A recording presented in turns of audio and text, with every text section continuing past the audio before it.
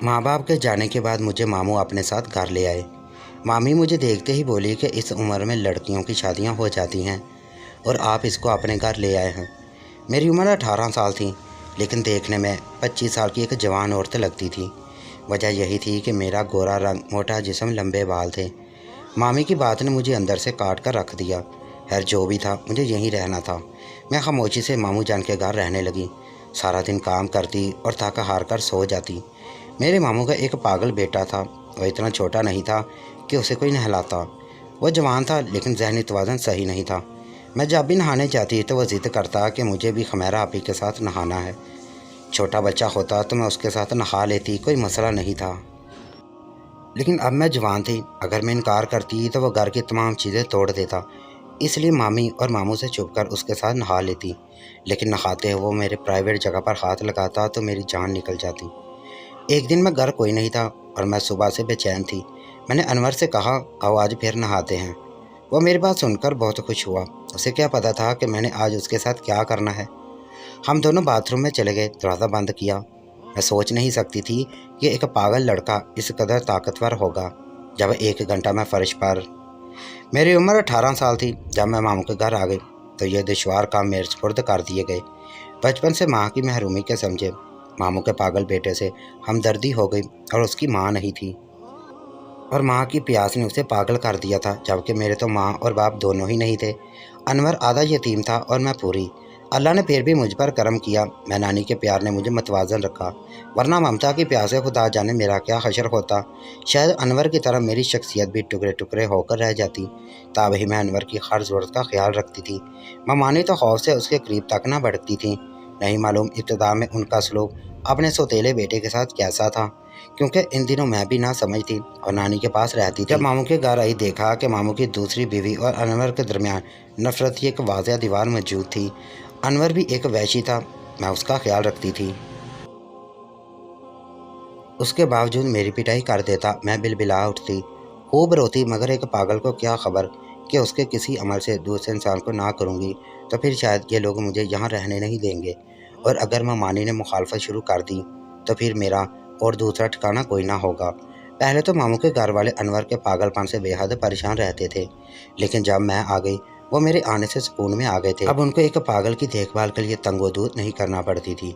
ممانی تو سکون سے تھیں، بلکہ وہ تو میری اور انور کی اس خدمت کا غلط مطلب سمجھتی تھیں۔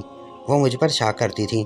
کسی نے بھی میری تعلیم کی طرف کوئی توجہ نہ دی، مگر میں نے خود ہی کوشش کر کے گھر میں 7 جماعتیں پڑھ ڈالی۔ اس کے بعد بغیر ٹیچر کے میرے لیے پڑھنا مشکل ہو گیا تھا۔ تعلیم کی آرزو کو دل میں دفن کر دیا۔ اب میں پوری طرح باشعور ہو چکی تھی۔ انور کی بے کسی اور لاچاری کا بھی احساس تھا۔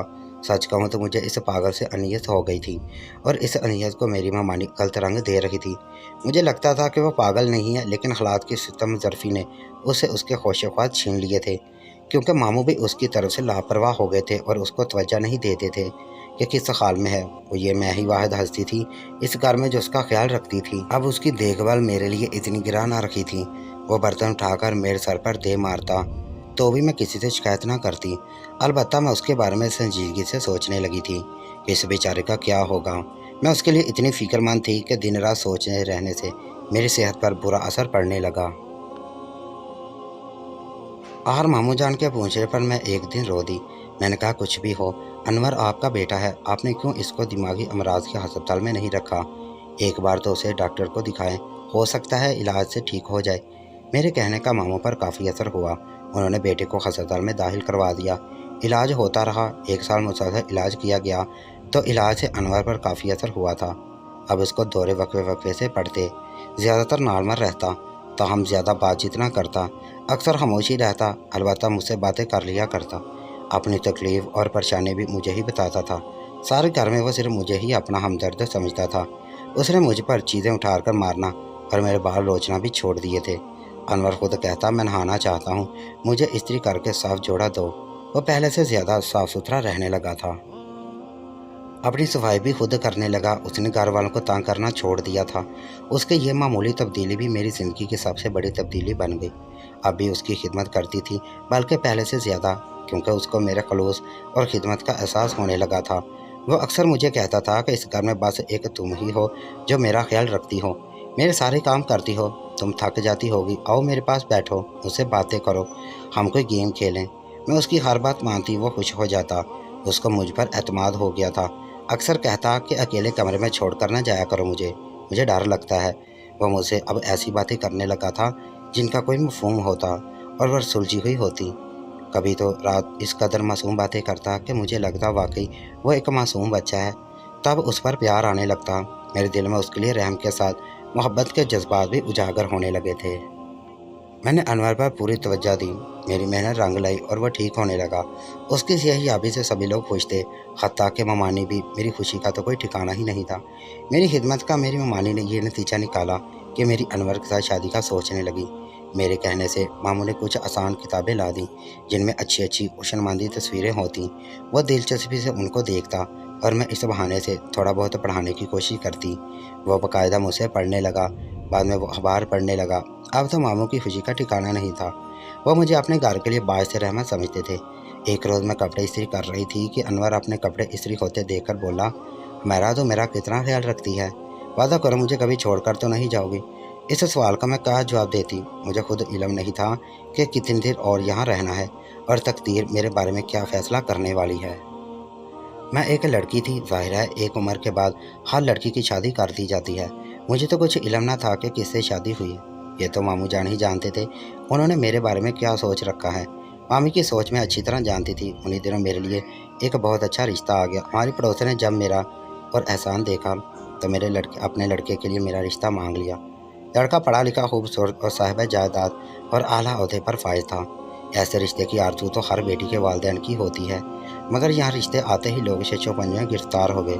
मामू चाहते थे कि रिश्ता कबूल कर लिया जाए और वो अपनी यतीम बांजी के अच्छे मुस्तकबिल के बारे में सोच रहे थे। मगर ममानी चाहती थी कि मेरी शादी अनवर से कर दी जाए ताकि अनवर का मुस्तकिल अजाब सिमटने के लिए एक मुश्किल इंतज़ाम भी रहे। वह समझती थी कि अगर मैं चली गई तो अनवर की तमाम जिम्मेदारियां उन पर आ पड़ेंगी और ये उनको किसी सूरत गवारा ना था। यह भी यकीन ना था कि कोई और अपनी लड़की अनवर को देगा। उसके पागलपन का किस्सा हर किसी को मालूम था।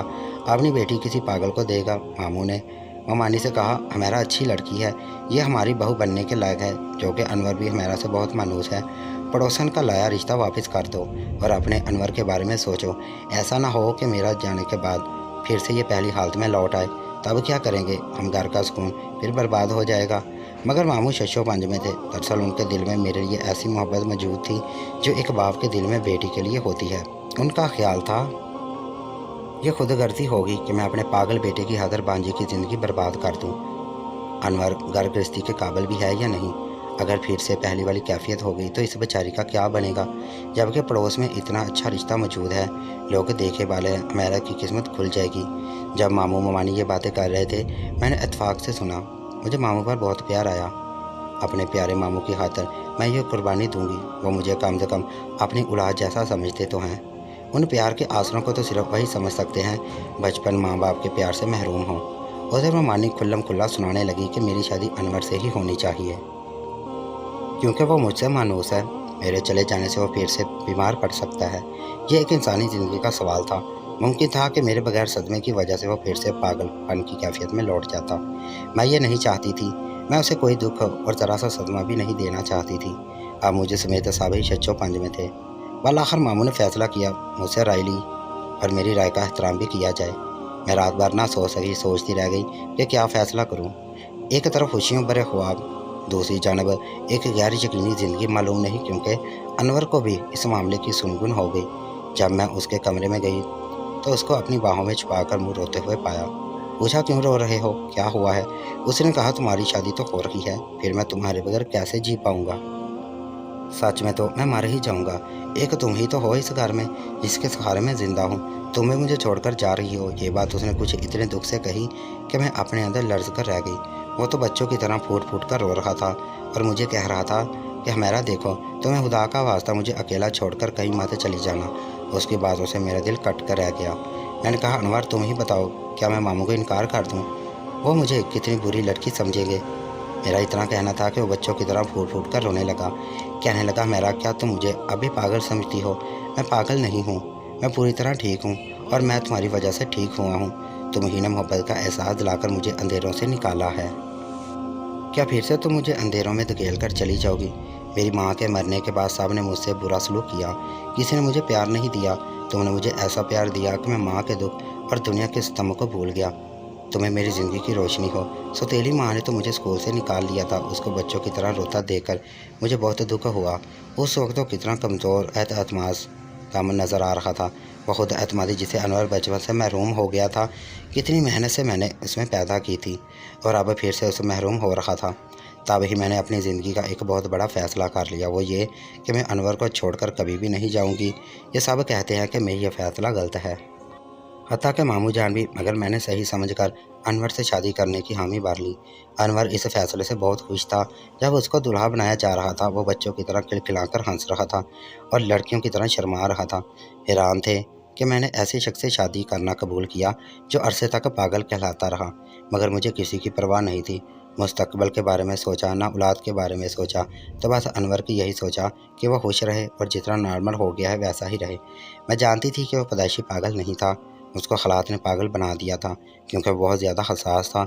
اس کو گھر والوں نے ہر قدم پر نظر انداز کیا تو وہ تنہائی کا شکار ہو گیا۔